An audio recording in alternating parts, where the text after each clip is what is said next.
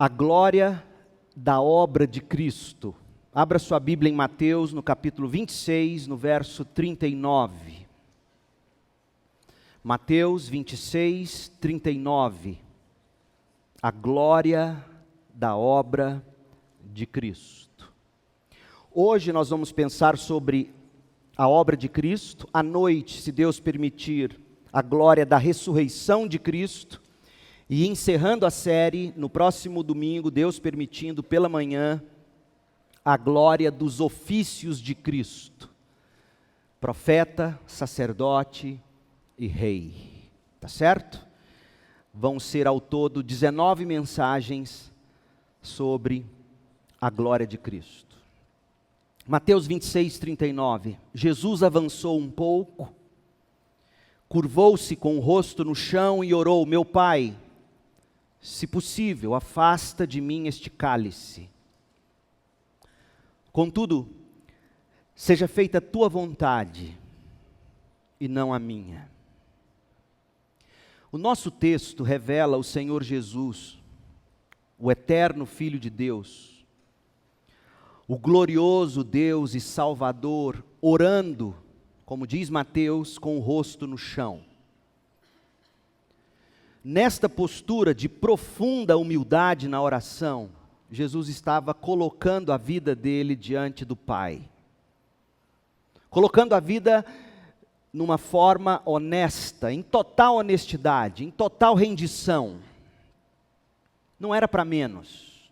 Ele enfrentaria a mais severa tentação de sua vida na cruz.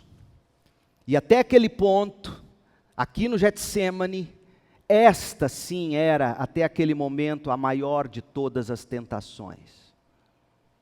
O momento em que Cristo se preparava para cumprir o ponto culminante da missão de vida dele, que era ser crucificado e tomar sobre si os pecados do mundo. E ele menciona o cálice, dizendo: se possível, afaste de mim esse cálice, mas seja feita a tua vontade, não a minha. O cálice nas Escrituras é símbolo da providência, ou do destino divinamente determinado. Havia o cálice que José do Egito utilizava. Não sabemos se ele fazia uso daquele cálice com fins de adivinhação, mas era este o costume. E então, cálice nas Escrituras relaciona-se a isto, a provisão, a providência, o destino determinado por Deus, seja este destino bênção ou destruição, ira ou salvação. Por exemplo, bênção, Salmo 16, 5. Tu, Senhor, és minha herança, meu cálice de bênçãos, ou seja, a providência do Senhor para a minha vida é de bênçãos. Destruição, Jeremias 25, 15.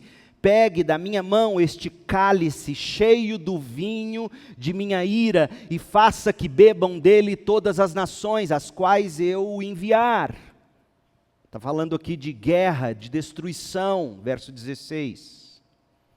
O cálice fala de salvação, Salmo 116, 13. Celebrarei meu livramento e louvarei o nome do Senhor, ou seja, tomarei o cálice da minha salvação. Ira, Isaías 51, 17. Desperte, ó Jerusalém, você bebeu do cálice da ira do Senhor, bebeu do cálice do terror. E aqui em Mateus 26, 39, o cálice tem a ver com a providência de Deus, no sentido de levar Cristo ao sofrimento da cruz, ou na cruz. Wayne Grudem, ele define expiação, que é o que Cristo faria na cruz. Ele define expiação nos seguintes termos: expiação é a obra que Cristo realizou através da vida e da morte dele. Era necessária, a pergunta, portanto, tem que ser esta: era necessário mesmo que Cristo morresse? Qual foi a causa última que levou Cristo a vir para este mundo e morrer pelos nossos pecados? Para a gente encontrar a resposta, Gruden sugere que a gente tem que pesquisar o assunto em alguma coisa relacionada ao caráter de Deus. E nesse ponto a Bíblia nos aponta pelo menos 2 traços do caráter de Deus que nos revelam que sim, era necessário Cristo na cruz. 2 atributos, 2 traços do caráter de Deus: amor ou graça e justiça. O amor de Deus como uma das causas da expiação, como uma das causas de Cristo ir para a cruz e tomar sobre si o nosso pecado, está estampado talvez naquele que é o versículo mais conhecido da Bíblia, João 3,16, porque Deus amou o mundo de tal maneira que deu seu Filho unigênito. Deu o Filho para viver a vida sem pecados, ser tentado, mas não pecar, morrer na cruz no nosso lugar, ser sepultado e ressuscitar. E João, Cristo, está nos dizendo que o que motivou Deus a fazer isso foi o seu amor. Mas também tem a justiça de Deus. E a justiça de Deus exigia que Deus encontrasse um meio pelo qual a pena pelo pecado fosse paga. Porque Deus não poderia simplesmente dizer: eu amo a humanidade e vou simplesmente ignorar o pecado deles.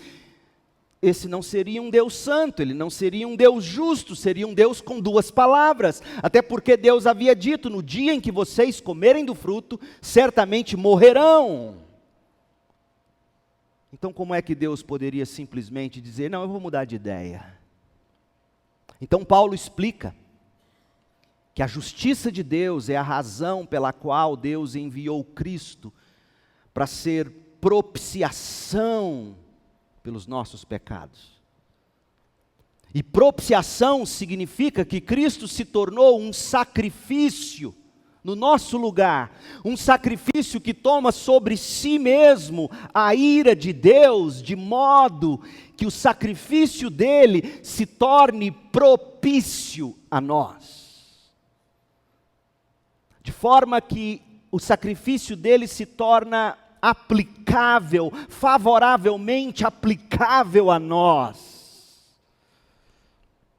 Portanto, graça ou amor e justiça como motivadores para Deus enviar seu Filho, está claramente escrito em Romanos 3, 25 e 26. Olha o que diz o texto. Paulo escreve em Romanos 3, 25 e 26, Deus apresentou Jesus como sacrifício pelo pecado, como propiciação pelo pecado, ou apresentou Cristo no lugar de expiação, com o sangue que Cristo derramou, mostrando assim sua justiça em favor dos que creem. Ou seja, Deus não é um Deus que simplesmente varre para debaixo do tapete os nossos pecados. Custa caro para Deus o perdão, porque Ele é justo. No passado, Deus se conteve e não castigou os pecados antes cometidos, pois planejava revelar sua justiça, Cristo, no tempo presente. Com isso, com Cristo, Deus se mostrou justo, condenando o pecado, e amoroso, gracioso, justificador, declarando justo o pecador que crê em Jesus. Ouça o que Paulo está dizendo. Paulo está dizendo que Deus perdoava pecados no Antigo Testamento, como Joaquim destacou no final da escola bíblica dominical. Deus perdoava pecados no Antigo Testamento, mas como? Mediante a fé naqueles sacrifícios que simbolizavam o sacrifício do Cordeiro de Deus que tira o pecado do mundo e que estava por vir. Mas ouça, nenhuma pena havia sido ainda paga de fato com aqueles sacrifícios de animais. Aqueles sacrifícios de animais apenas simbolizavam o sacrifício do Cordeiro de Deus, que é o Cristo. Portanto, nenhuma pena, por mais que tenha sido prefigurado o perdão pelo sacrifício no Antigo Testamento, nenhuma pena havia ainda sido paga. E quando o Pai enviou Cristo para morrer e receber o castigo pelos nossos pecados, o Pai fez isto revelando sua justiça no tempo presente, e com isso Deus Pai se mostrou justo, condenando o pecado sobre o próprio Filho, e justificador, amoroso, gracioso, declarando justo o pecador que crê em Jesus Cristo. Romanos 3:26. A obra de Cristo na cruz, portanto, gente, revela tanto o amor como a justiça de Deus. Em outras palavras, o amor e a justiça de Deus foram a causa última da expiação, foram a causa última da morte de Jesus Cristo na cruz. No entanto, como bem colocou Wayne Grudem no livro dele, Sistemática, não adianta a gente perguntar qual dos dois é mais importante, se a justiça ou se o amor de Deus. Sabe por quê? Porque sem amor, Deus nunca teria dado nenhum passo na direção de nos salvar. E sem a justiça, Deus não teria cumprido a exigência da lei, a saber, o cordeiro teria que morrer no nosso lugar. Portanto, tanto o amor como a justiça de Deus foram igualmente importantes. E há as implicações práticas de um Deus que é amor e justiça ao mesmo tempo. As implicações práticas disso para a maneira como corrigimos filhos. Amor e justiça. Graça e verdade. Agora, outra pergunta. Haveria alguma outra maneira de Deus salvar os seres humanos, além de enviar seu Filho para morrer no nosso lugar? Antes de responder isso, é importante a gente entender que não havia em Deus nenhuma necessidade de nos salvar. 2 de Pedro 2,4. Pois Deus não poupou nem os anjos que pecaram, lançou os anjos que pecaram no inferno, em abismos tenebrosos, onde ficarão presos até o dia do julgamento. Olha aqui para mim. Você nunca leu esse texto se perguntando, por que Deus já não fez isso com a humanidade? Ele poderia ter feito. E na minha cabeça finita, limitada, só há uma razão para explicar por que Deus não nos lançou no inferno direto, como fez com os anjos que pecaram. Porque a cruz, desde antes da fundação do mundo, era o meio de Deus estampar de forma inigualável graça e amor. É a única maneira. Ou seja, Deus poderia também ter escolhido, com perfeita justiça, nos deixar em nossos pecados, lançar-nos no inferno e ficarmos lá aguardando o dia do julgamento. Ele exaltaria a justiça dele. Mas Deus é também amor. Então, nesse sentido, a expiação era necessária, a cruz era necessária. Mas o amor de Deus por aqueles que Deus mesmo escolheu em amor, implica que não havia outra maneira de Deus salvar seus eleitos. Não havia. E aí Grudem nos explica. A expiação não era absolutamente necessária, mas como consequência, entre aspas, da decisão divina de salvar alguns, a expiação era absolutamente necessária. A expiação não era absolutamente necessária, porque se Deus quisesse não salvar ninguém, Ele seria justo. Certo? Certo? Mas ela é absolutamente necessária, porque o Deus justo também resolveu revelar seu amor. Por isso, a resposta para Jesus, A pergunta que Jesus fez ao Pai: Pai, se possível, afasta de mim este cálice. Pai, haveria outra maneira que não a cruz? E o silêncio do Pai responde: não. E o Filho então consente: seja feita a tua vontade e não a minha. Aqui nesse texto, Mateus parece nos demonstrar que não era possível para Jesus evitar a morte.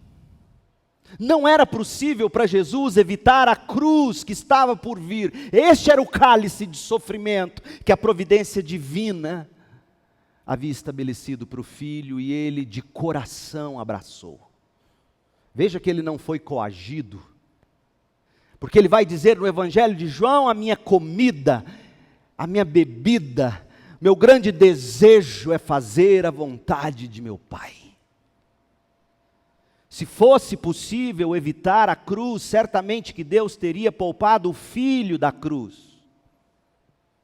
Agora, se Jesus estava para completar a obra que o Pai tinha destinado para ele realizar, e se nós, os eleitos, estavam para ser redimidos por Deus, era necessário sim que Cristo morresse sobre a cruz. E é assim que a cruz se torna o local onde brilha com mais fulgor a glória do amor e da justiça de Deus. Efésios capítulo 1, versos de 3 a 8. Ouça, Efésios capítulo 1, de 3 a 8. Todo louvor seja a Deus, o Pai de nosso Senhor Jesus Cristo, que nos abençoou em Cristo.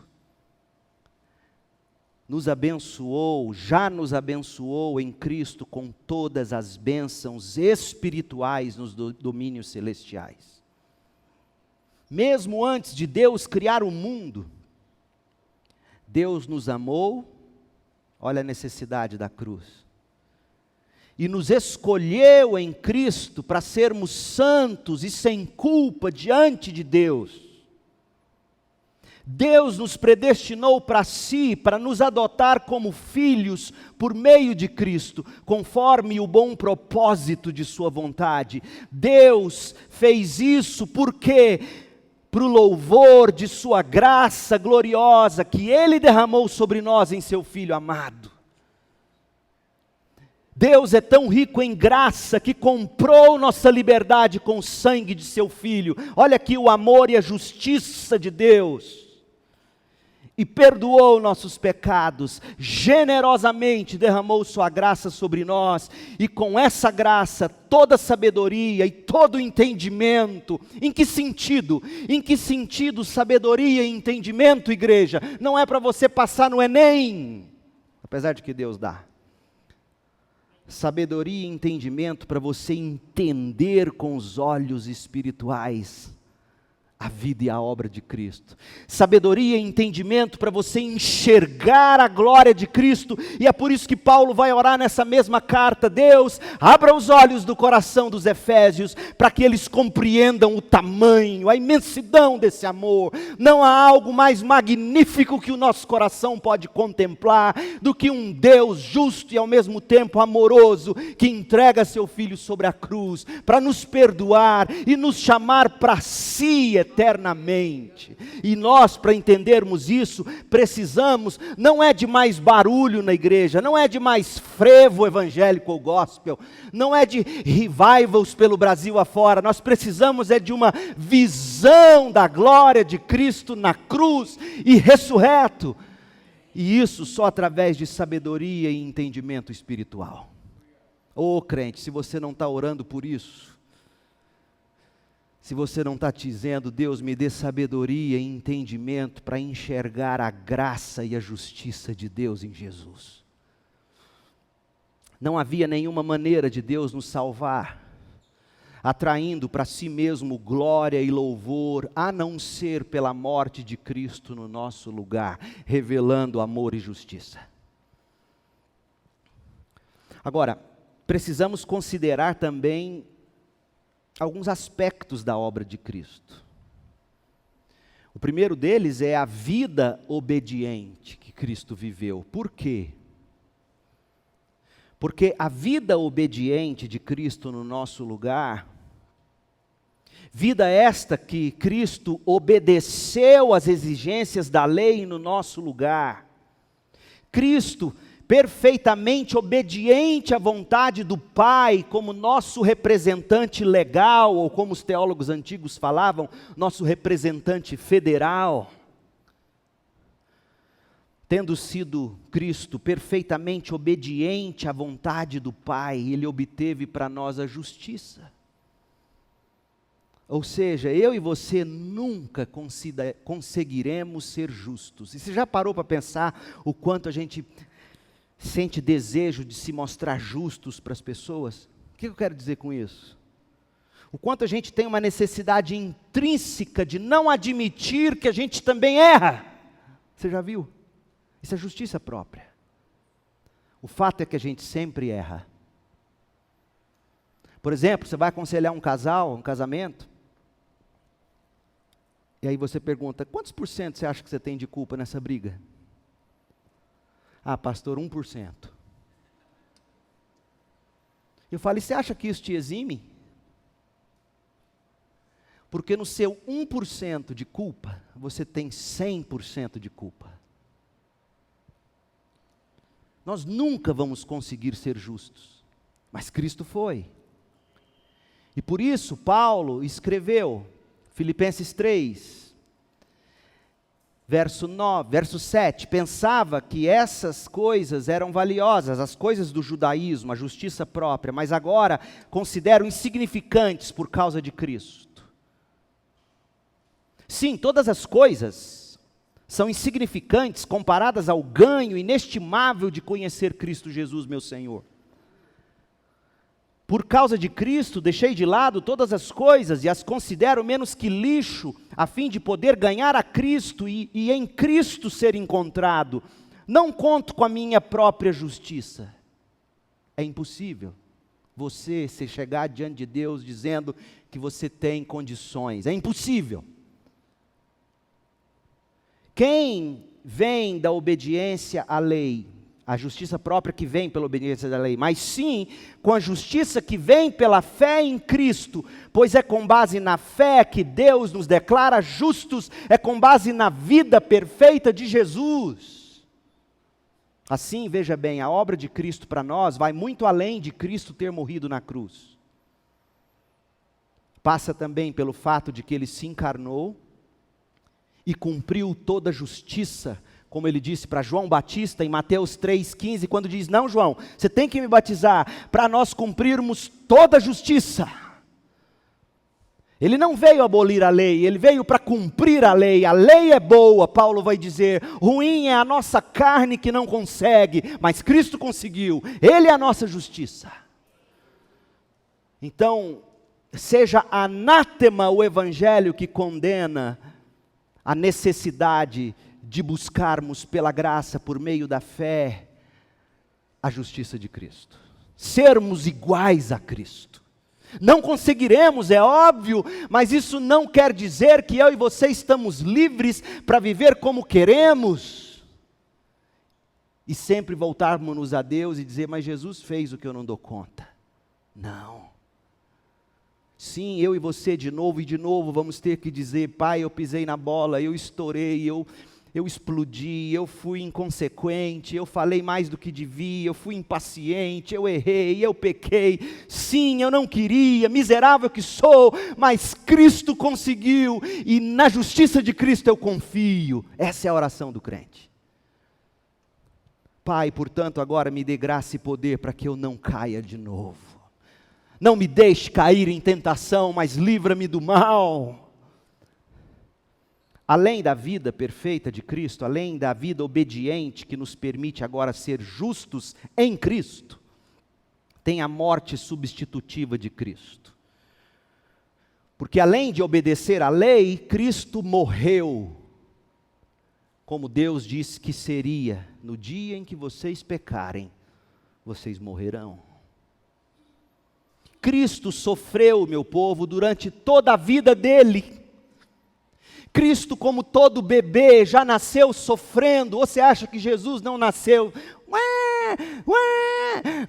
O Filho eterno de Deus chorando ao nascer.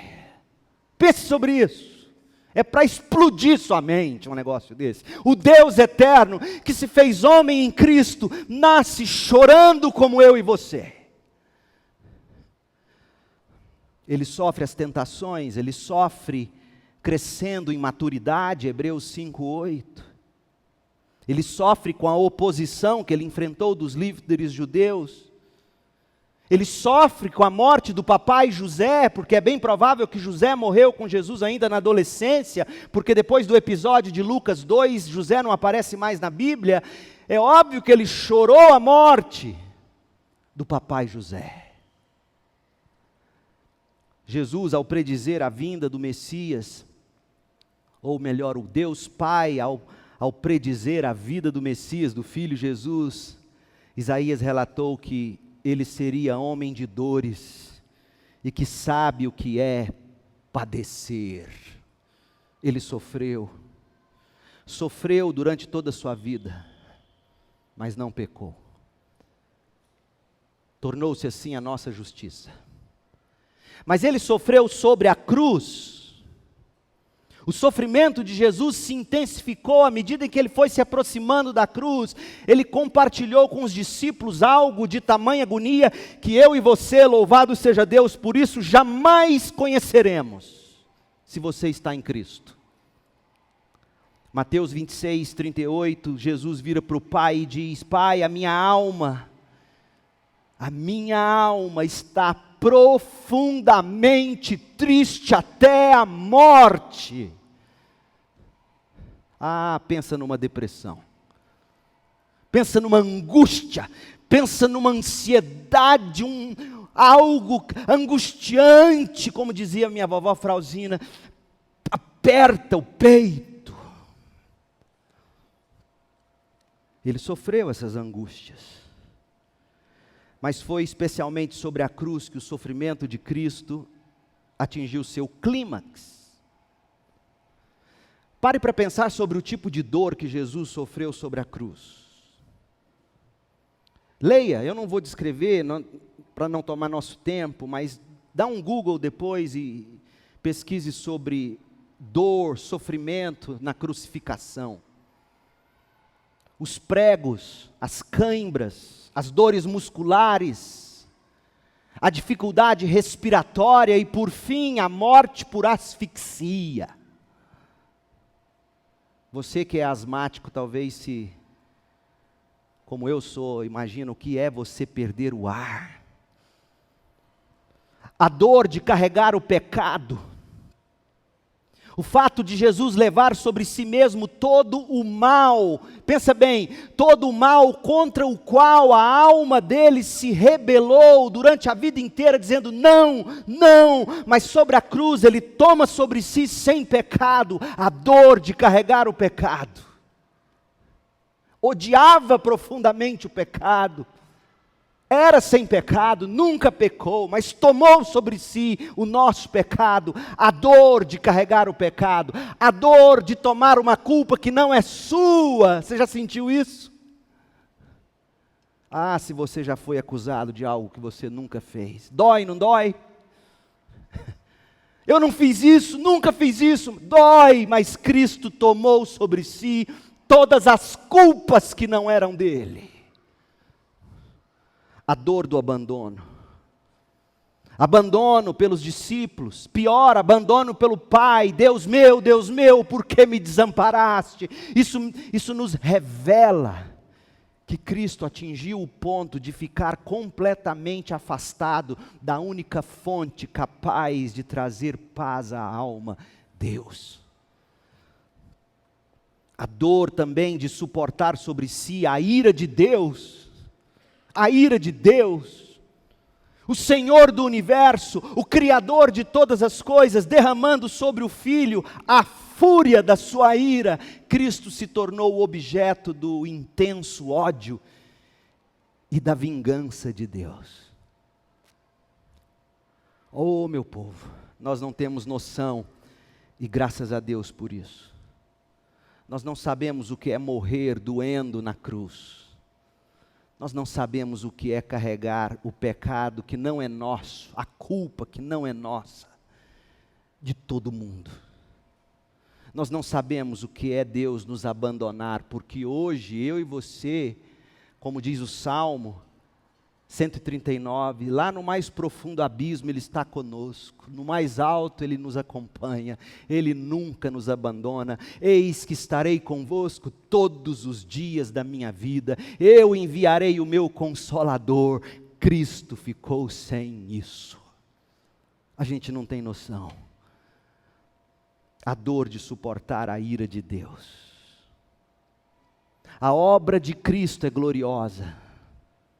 A obra de Cristo concebida como a justiça de Cristo imputada a nós, a justiça de Cristo atribuída a nós, se você se arrepende e crê.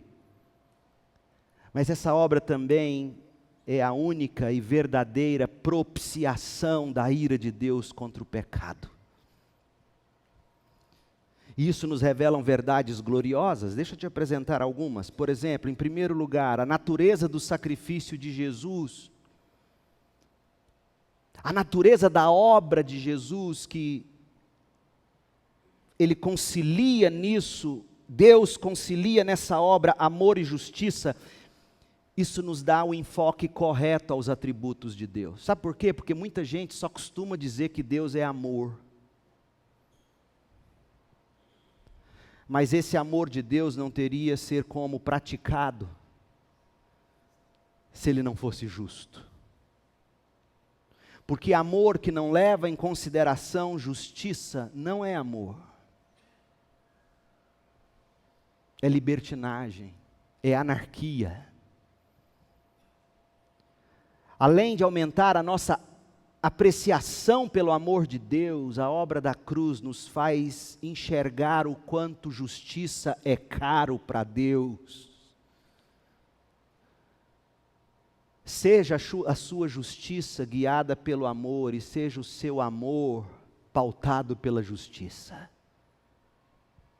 Deus é amor, mas Ele é justo.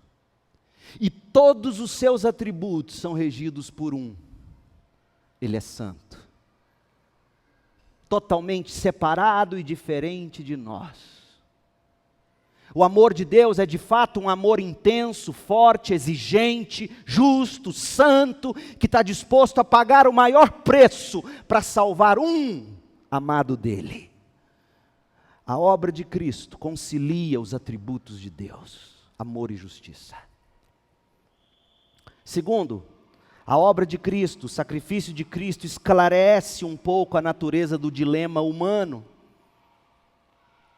Porque a gente costuma pensar nos seguintes termos: se a vinda de Jesus é uma declaração aberta do favor de Deus à humanidade, se Deus foi amor a ponto de mandar Jesus, tudo bem, eu vou viver minha vida, Ele é amor, Ele me perdoa. Não, custou caro. O dilema humano.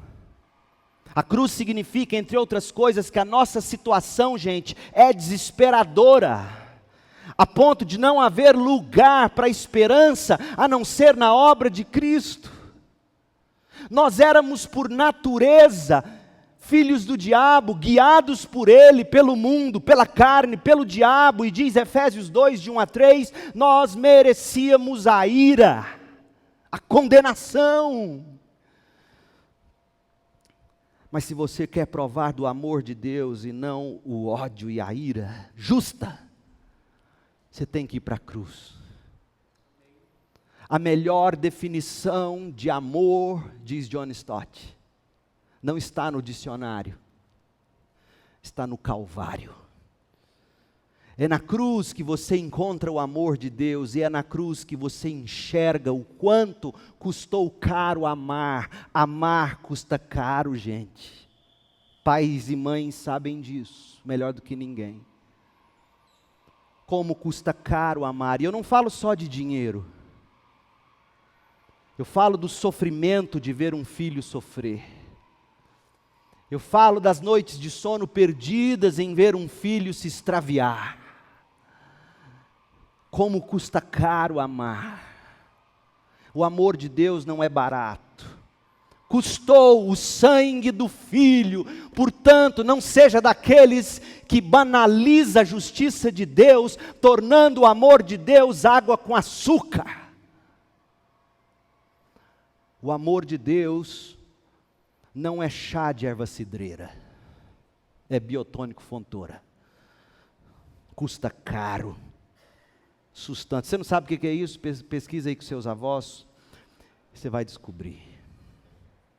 Terceiro lugar, a verdadeira natureza do Evangelho emerge, surge da compreensão da obra de Cristo. E aqui eu tenho que ser muito cuidadoso e dizer tudo certinho. O Evangelho, gente, ele não é apenas uma possibilidade para você conquistar alegria na vida, plenitude nesta vida, como tantas pessoas pensam e pregam. O Evangelho não é uma solução para o que anteriormente era problema difícil e frustrante, mas agora em Cristo, pela graça, Ele resolve meus problemas. O Evangelho é na realidade algo muito mais profundo, algo relacionado a Deus. Com base no que, e somente no que, as outras bênçãos da salvação se seguem.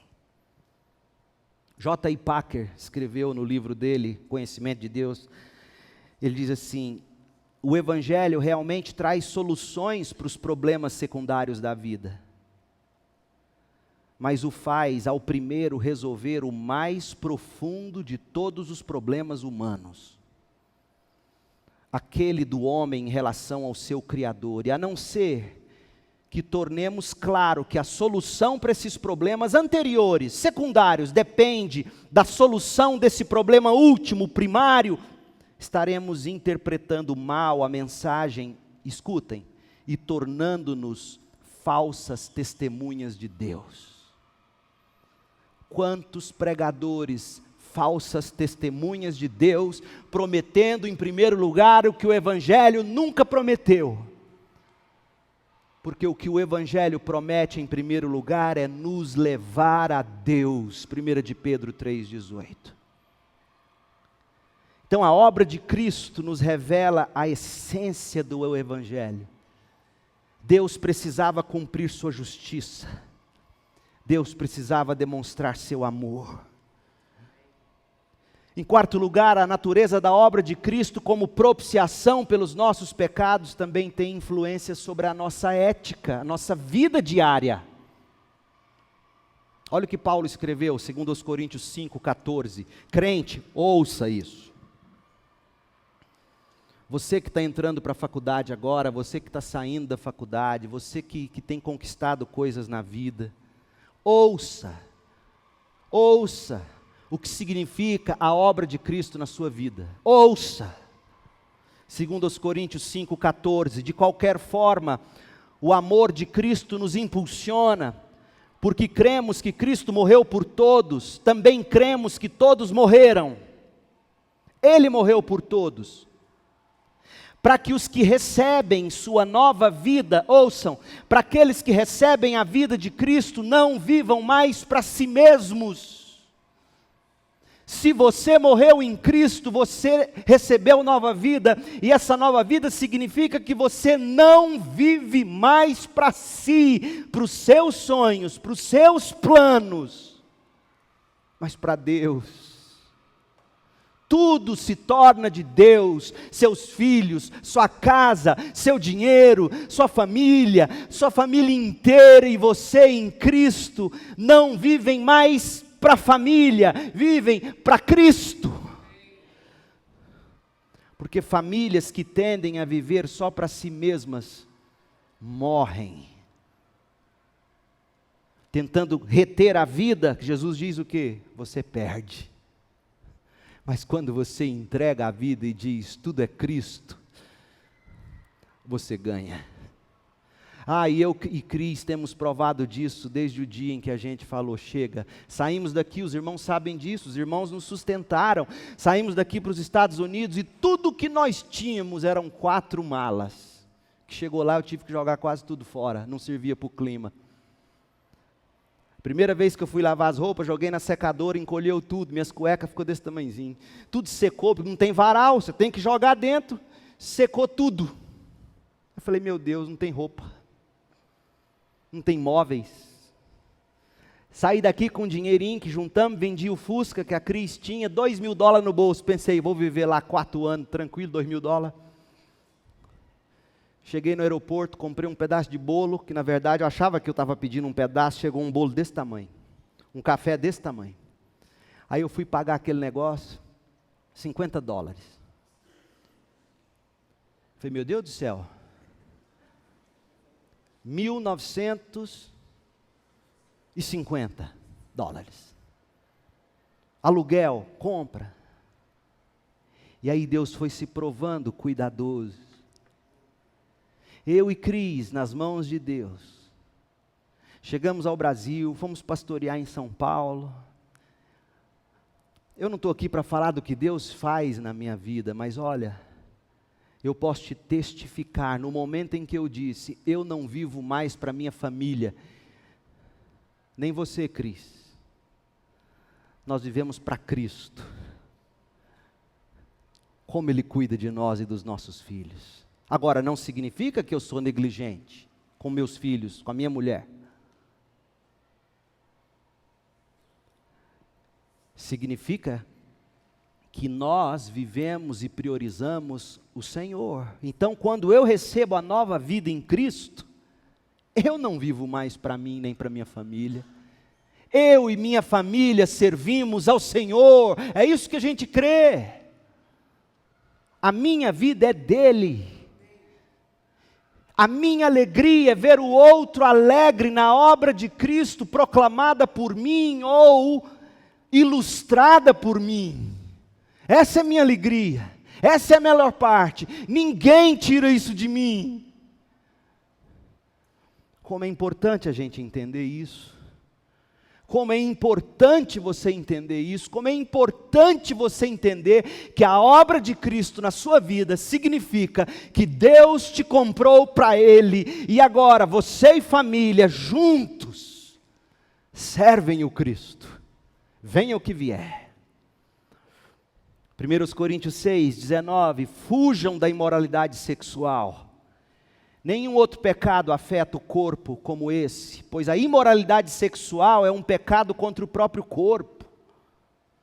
Vocês não sabem que seu corpo é o templo do Espírito Santo que habita em vocês, ele foi dado por Deus. Vocês não pertencem a si mesmos, de novo. Você não é dono da sua vida. Sabe por que você sofre? Porque você quer ser dono dela, você quer ser dono do seu dinheiro, você quer ser dono das suas coisas, você sofre. Nós não nos pertencemos.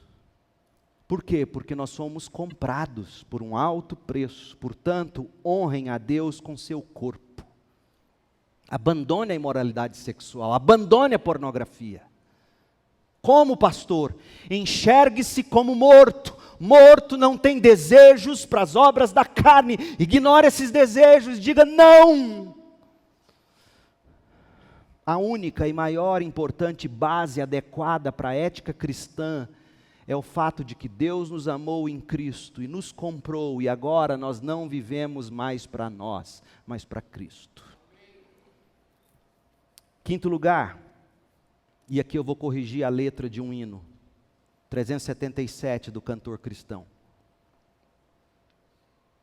Eu sei porque de Deus o amor a mim se revelou.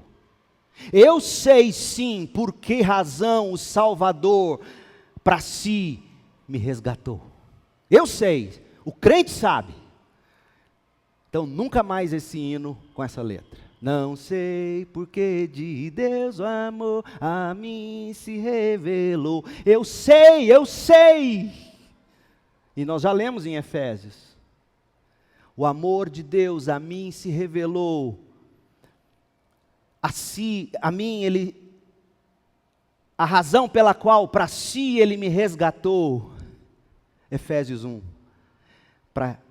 é para o louvor da sua gloriosa graça. Ele quis mostrar o amor dele me salvando. Eu sei em quem tenho crido, esse que quis revelar amor me salvando.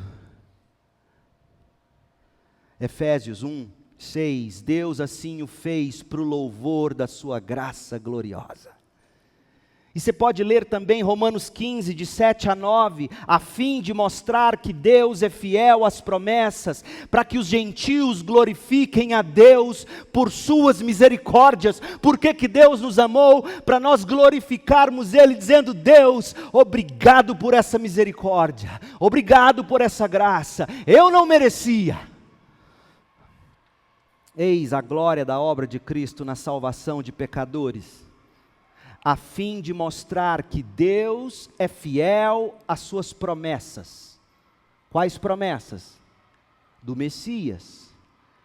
A promessa que Paulo traduz em termos neotestamentários aos Filipenses, quando ele diz: aquele que começou a boa obra vai terminar, e a boa obra é a salvação, a santificação e a glorificação. Ele vai terminar essa obra.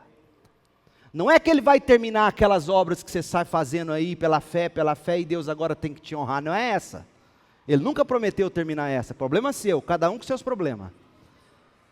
Aliás, ele fala o seguinte: você, quando vai começar algum empreendimento, faça bem os cálculos, calcule direito. Ou não está lá em Lucas isso? Aí o nego sai fazendo as coisas. Não, Deus começou a obra, Deus vai terminar. Não, o versículo não está falando disso. Cada um com seus problemas, e o de Deus Ele resolveu. Ele me amou antes da fundação do mundo, Ele me escolheu, Ele me chamou, Ele me regenerou, Ele me deu arrependimento e fé, Ele está me santificando, Ele vai me glorificar, e se eu acordei crente, se eu vou acordar crente, é porque Ele não vai deixar um dos seus se perder. Essa é a grande promessa da obra de Cristo. E aí, quando eu tenho essa consciência, eu vivo a vida para Ele, porque ela não é mais minha. E o mundo olha para mim e diz: como é que você consegue louvar a Deus sofrendo tanto assim ainda? Sabe o que o mundo mais precisa ver? Ouça, crente. Não é de crente batendo no peito dizendo o quanto é próspero. Qualquer pagão quer prosperidade. Nenhum pagão se impressiona com as suas riquezas. Sabe o que impressiona um pagão? É ele ver você perdendo bens, família, como a gente canta no hino Castelo Forte. É ele ver você perdendo tudo como Jó. E você dizendo: nu eu saí do ventre, nu eu volto, bendito seja o nome do meu Senhor e do meu Salvador Jesus Cristo. Isso impressiona o mundo. Mas será que a gente quer isso? Eu termino te fazendo duas perguntas. Primeira, você se constrange diante desse amor? Porque o amor de Deus tem que nos constranger. Você não se estremece, segunda pergunta, diante de tamanha justiça? Olha o quanto custou nos amar. Você não se rende a tanta sabedoria, conciliando amor e justiça no Filho. Oh, meu povo, isso aqui é para deixar a gente acordados por noites e noites. Como nós não conseguimos, por causa do pecado que em nós ainda habita. Saiba você que o corpo glorificado que nós vamos receber vai nos permitir regozijarmos-nos com isso por toda a eternidade. Esse será o grande prazer dos crentes. E se alguém perguntar para você: mas que Deus é esse que é amor e manda as pessoas para o inferno? Primeira pergunta que você tinha que fazer para essa pessoa é o seguinte: você já foi lá no inferno para perguntar o que eles estão achando de Deus? Eles continuam odiando Deus, blasfemando contra Deus, do jeito que foi a vida inteira, porque aqueles que vêm a mim de maneira nenhuma lance fora, diz o Senhor. Se estão lá é porque nunca quiseram, e mesmo no inferno, nunca quererão. Agora, quem está no céu e você chega lá e faz uma entrevista, ele vai dizer: Deus me trouxe. Porque eu me lembro, eu sentado na sarjeta em Edéia, bêbado como uma cabaça, E Deus me achando quando eu não estava procurando, quando eu não queria, quando eu odiava crente, odiava pastor, xingava crente. Deus me salva e na mesma noite Ele põe no meu coração: você vai pregar meu evangelho. É milagre. Glorifica a Deus por tamanho amor. Trema diante de Deus por tamanha justiça. Regozije-se em Deus por indescritível sabedoria. Vamos orar para a gente almoçar. Ó Deus, que maravilha é a obra gloriosa de Jesus Cristo. Como nós te agradecemos e como nós te pedimos, aplica isso a nós, faça-nos enxergar isso. Faça-nos alegrar nisso. Ó Deus, dá-nos a devida gratidão por tamanha misericórdia e amor. Dá-nos o devido tremor e temor diante de tamanha justiça. Faça-nos compreender e encantar com tamanha sabedoria, conciliando atributos que aos nossos olhos são tão irreconciliáveis: amor e justiça. Mas o Senhor concilia no Filho, e não só possibilita assim a nossa salvação, como também nos ilustra como a gente tem que usar de amor e justiça, repartindo o Evangelho aos outros. Dá-nos sabedoria, ajuda-nos durante essa semana a encontrar alguém para falar dessa obra gloriosa de Cristo. Ó Deus, incomode cada um dos meus irmãos, não os deixe em paz essa semana, até que cada um abra a boca e o coração e fale dessa obra a alguém, para que o gozo do meu irmão e da minha irmã se complete ao declarar quão gloriosa é a obra de Cristo, e para aqueles que haverão de ouvir através dos nossos lábios, para que eles se arrependam e creiam para a salvação. Ó Deus, dá-nos almas essa semana. Nós oramos em nome de Jesus, que a graça desse Cristo glorioso, que o amor desse Pai tremendo, e que a consolação inimaginável do Espírito estejam sobre nós, hoje e para sempre, em nome de Cristo Jesus. Amém.